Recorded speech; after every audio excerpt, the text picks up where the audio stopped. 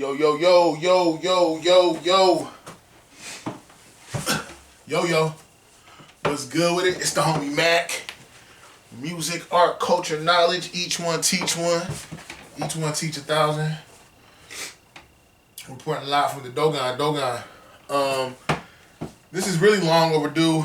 I've had some people ask me to speak on this, from what I'm about to speak on from Mac Minutes. Excuse me. Give me 1 second.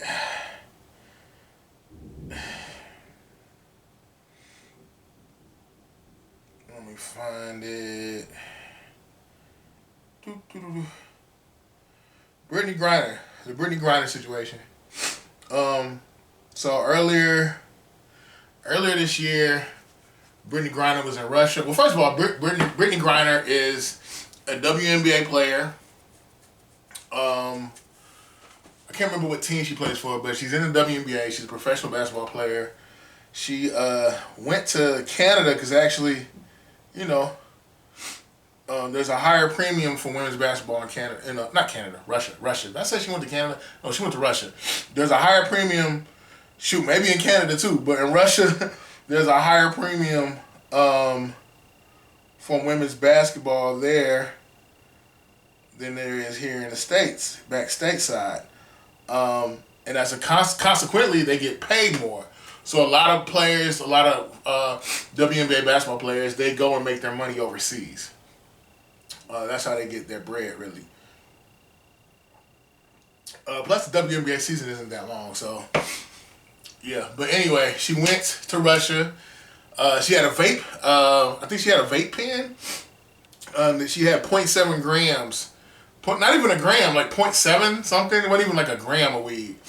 I believe it was medical marijuana. I think she struggles with anxiety. But consequently, the timing was just bad. They're in the middle of a war right now with Ukraine. Political prisoners are very big during war. And unfortunately, she got caught. She got caught with the vape pen. She's been in prison in Russia. She was actually sentenced earlier this week. They sentenced her to 9 years.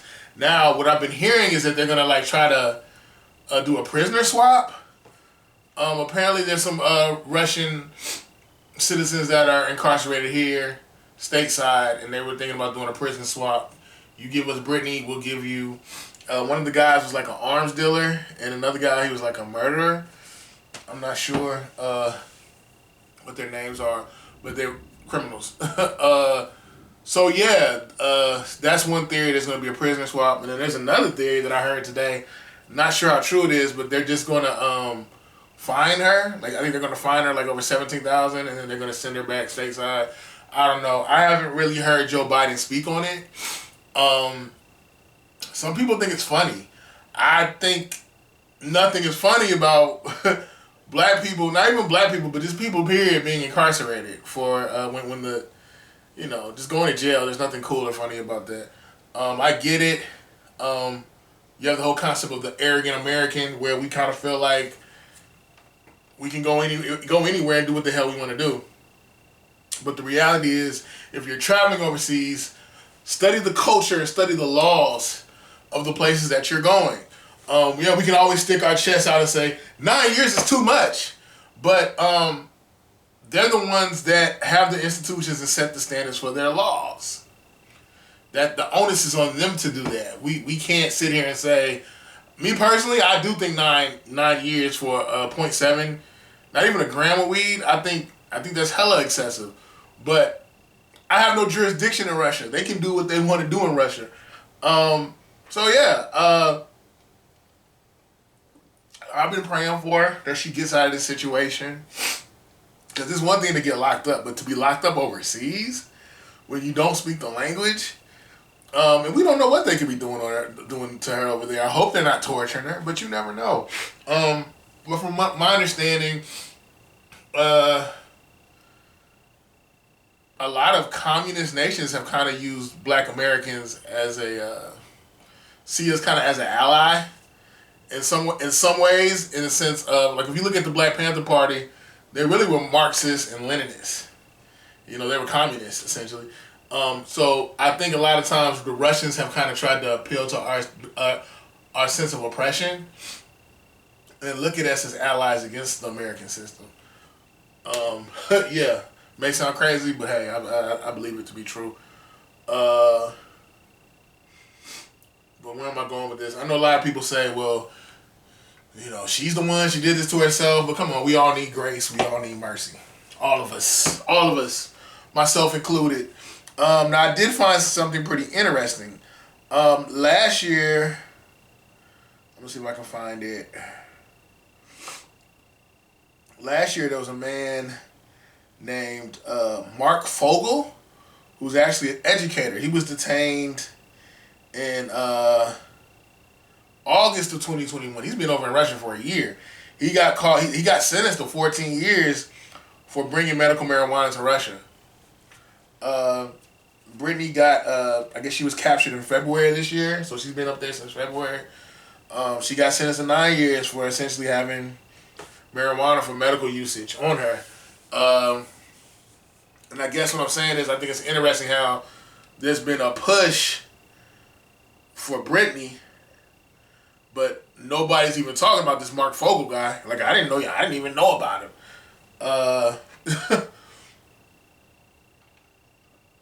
I think it's interesting who gets attention and who kind of gets overlooked. I mean, he's an educator. You know, America doesn't really care about education like that. But I hope Mark Fogel can come home. 14 years for medical marijuana. Again, to me, that's excessive, but I don't have any jurisdiction in Russia. They make their laws. Yeah, so I want to speak on the Brittney Griner situation. I'm hoping they work something out. Not even just for her, but for Mark Fogel as well. And the thing that's really interesting is you have a lot of Americans that are like, oh, it was just weed. But it's like, yo, there are Americans here doing jail time, extensive jail time for weed. So we need to kind of extend agency to them too and be empathetic, sympathetic towards them and push to get these laws changed. Because it's crazy how you got people in jail for weed, but at the same time, you can go to a dispensary that's set up like an Apple store and buy it legally. You know, it's interesting the nuances of our laws in this country. I guess you have to factor in geography too, but geography of this country, but you know, politics vary state to state. But yeah, I hope this makes people be more mindful of where they go and be more mindful, be cognizant of the laws of the land, the lay of the land. Know it. You just can't come up here with, oh, I'm an ignorant American. I didn't know. Like, no, that doesn't suffice. I want to cross over too and talk about the WNBA as a whole.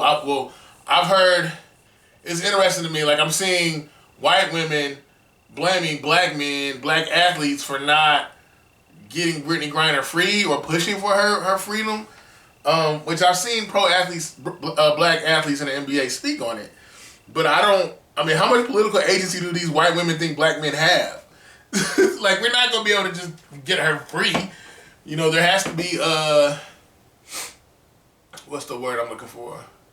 There has to be some type of diplomatic status on a political level, some type of American diplomats that have to advocate for her, you know? But yeah, even with the WNBA in general, I want to quote Bill Burr. Never thought I would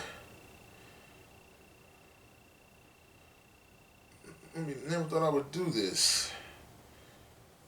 Bill Burr, where are you?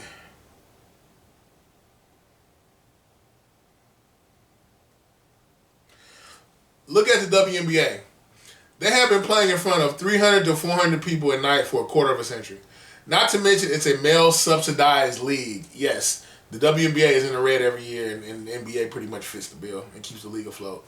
Not to mention it is a male-subsidized league. We gave you a league, and none of you showed up. Where are all the feminists that place should be packed with feminist faces painted, wearing jerseys, going nuts like the guys do? None of you went to the effing games. Speaking of women, you failed them, not me, not men. Women failed the WNBA. Ladies, name your top 5 WNBA players of all time. Excuse me. Name 5 WNBA teams. Name the WNBA team in your city. You can't do it. You don't give a about them. And I'm glad Bill Burr said that because they put it's almost like it's men's fault. It's men's fault. Like there's no accountability on the behalf of women. It's not men's fault that the WNBA is struggling. It's not men's fault that the WNBA is in the red every damn year. That's nothing to do with men. Fact of the matter is, the largest consumers when speaking economically, the largest consumers in this country are women. So many things are marketed to women.